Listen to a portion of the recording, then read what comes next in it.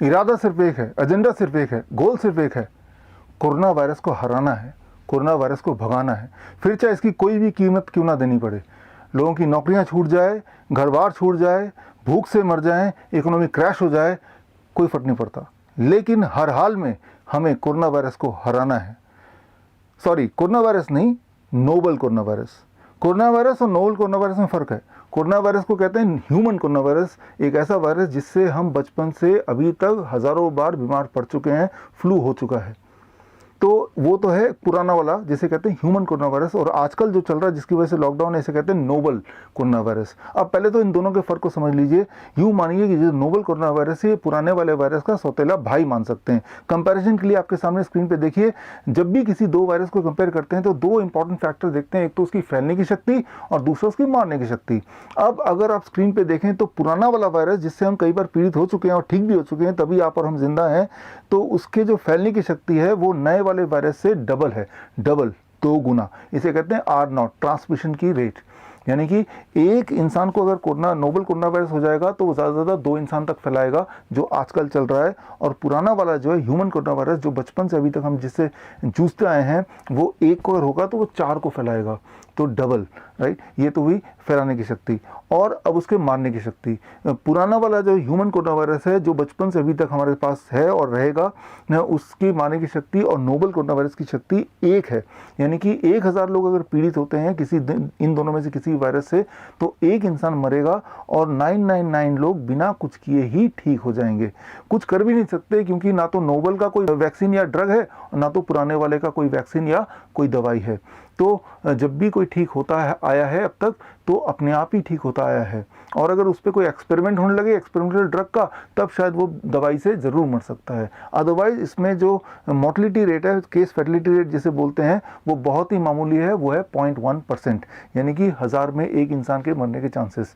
सो ऐसा इसे कहते हैं influenza like illness. Influenza like illness में कई सारे और भी हैं, ह्यूमन कोरोना वायरस के चचेरे भाई, मेरे भाई, H1N1, H1N2, या फिर इन्फ्लुएंजा ए, इन्फ्लुएंजा बी। इन सब का जो केस फर्टिलिटी रेट है, यानी कि मारने की शक्ति और ट्रांसमिशन शक्ति, दोनों लगभग बराबर ही है। इन सब से हमें कोई दुश्मनी नहीं है, ये सब हमारे दुश्मन नहीं है। हालांकि इनसे भी इंसान मर सकता है उतना ही जितना नोबल कोरोना वायरस से मर सकता है, लेकिन हमारी दुश्मन, जानी दुश्मन है नोबल कोरोना वायरस। हर हाल में इसको नहीं रहने देना जिंदा, इसको हराना, इसको भगाना है, फिर चाहे कोई भी कीमत चुकानी पड़े। और पुराने वाले जिससे भी लोग मरते हैं, कोई बात नहीं, उसको हम देख लेंगे, उससे हमें कोई दुश्मनी नहीं, कोई प्रॉब्लम नहीं है। नए वाले से प्रॉब्लम है, हालांकि नए वाला पुराने वाले से थोड़ा कमज़ोर है उसके बावजूद भी। तो खैर, आज से भारत सरकार के साथ और WHO के साथ मैं भी इस मिशन में जुड़ गया हूं, और मेरा भी एक ही मिशन हो गया है, हर हाल में नोबल कोरोना वायरस को भगाना है, मार भगाना है, रहने नहीं देना है, चाहे उसके लिए हर एक इंसान की जान चली जाए, चाहे लोग भूखे मर जाएं। और मैं चाहता हूं कि आप भी मेरे साथ जुड़िए इस मिशन में, गवर्नमेंट के इस मिशन में। कोरोना वायरस को हराना है, और जिसकी वजह से लॉकडाउन चल रहा है, बिल्कुल ठीक चल रहा है। लॉकडाउन का फ़ायदा ये है कि मैं अपने घर, आप अपने घर, अगर मुझे कोरोना वायरस है भी तो मैं आप तक पहुँचा ही नहीं पा रहा हूँ, ट्रांसमिट नहीं कर पा रहा हूँ। तो जो बेसिक हमारा जो गोल है, एम है, एजेंडा है, कोरोना वायरस ना फैले, वो पूरा हो रहा है। और हाँ, 3-4 घंटे के लिए जो सब्जी लाने निकलते हैं, तो उसमें भी तो ये मास्क लगाते हैं ना, और मास्क लगाने से क्या होगा, अगर मेरे बॉडी में कोरोना वायरस है तो मैं खांसूंगा भी, तो वो खांसी से जो कोरोना वायरस है इसी में रह जाएगा, आप तक पहुँचेगा नहीं। ज़बरदस्त आइडिया, फर्स्ट क्लास। तो अब इस इरादे को और मजबूती देने के लिए, ताकि कोरोना वायरस फैले ना, मैंने इस पर स्टडी की और पाया कोरोना वायरस फैलने के 2 रास्ते हैं। एक तो ये, अब देखिए, journal of American medical association के अनुसार 4 मार्च की रिलीज हुई उनका जो रिसर्च पेपर, वो ये कहती है, स्टडी ये कहती है, कोरोना वायरस मुंह से तो फैल सकता है, वो फिसीज से, यानी स्टूल से, यानी कि मल से, यानी टट्टी से भी फैल सकता है।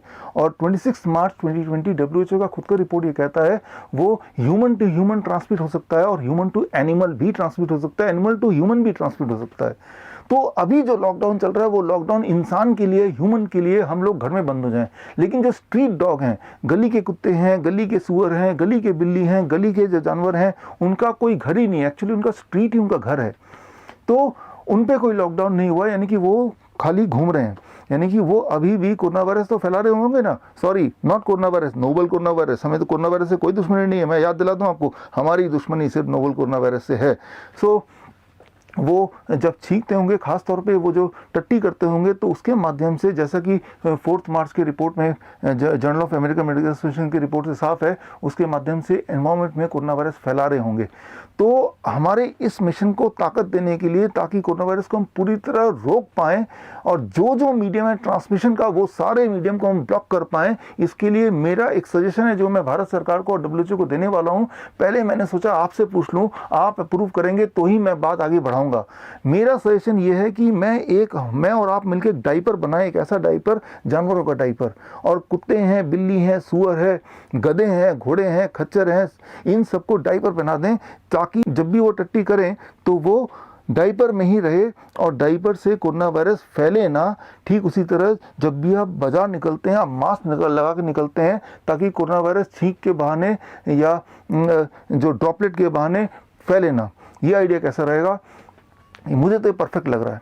अब इमेजिन कीजिए, गवर्नमेंट ऑफ इंडिया ने इस आइडिया को मान लिया और अगले दिन यानी कि कल सुबह आप जब उठे और बालकनी से झांका तो ये क्या, चारों तरफ नज़ारा है, कुत्ते हैं, बिल्ली है, सुअर है, गधे हैं, सब ने डाइपर पहना हुआ, चमकता हुआ सफ़ेद रंग का डाइपर।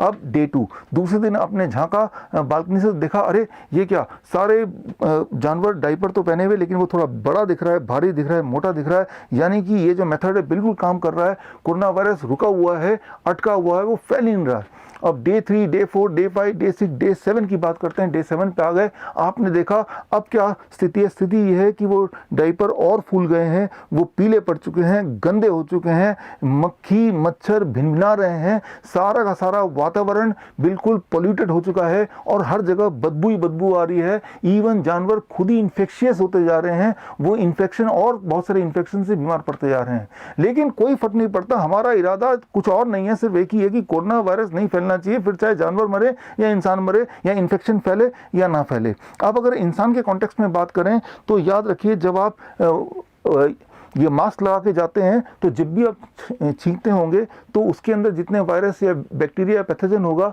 वो एयर में ना जाके वो इसमें रह जाते होंगे। अब ये जो मास्क है, ये न जाने कितनी बार अनजाने में आप छूते हैं उसको और फिर पहनते हैं, फिर उसको घर में रख देते हैं, गाड़ी में रख देते हैं और इसी हाथ से आप फ्रूट्स एंड वेजिटेबल लेते हैं। तो ये ट्रांसमिशन को रोक नहीं पा रहा है, पहली बात। और दूसरी बात याद रखिए, कोरोना वायरस का जो डायमीटर है वो है 100 नैनोमीटर। 100 नैनोमीटर इतना छोटा होता है कि जहाँ कहीं से भी पानी ट्रांसमिट कर सकता है, हवा पास कर सकता है, वहां से कोरोना वायरस भी पास कर सकता है। और एक बार को अगर ये रुक भी पाता है तो यहाँ रुक गया है, स्टैग्नेंट हो गया है। याद रखिए, जहाँ पे स्टेगनेंसी होती है, जहाँ पे रुकावट होती है, वहीं बीमारी होती है। एक स्टेगनेंट वाटर यानी कि रुकी हुई पानी में ही बीमारी का गढ़ होता है, बचपन से हमें पढ़ाया गया है। फ्लोइंग वाटर में, एक तेजी से जाता हुआ पानी में कभी भी बीमारी नहीं पनपती। बीमारी पनपती कहाँ? जहाँ पानी रुकी हुई है, स्टेगनेंसी में। और वही कुछ तो हम अपने लिए कर रहे हैं।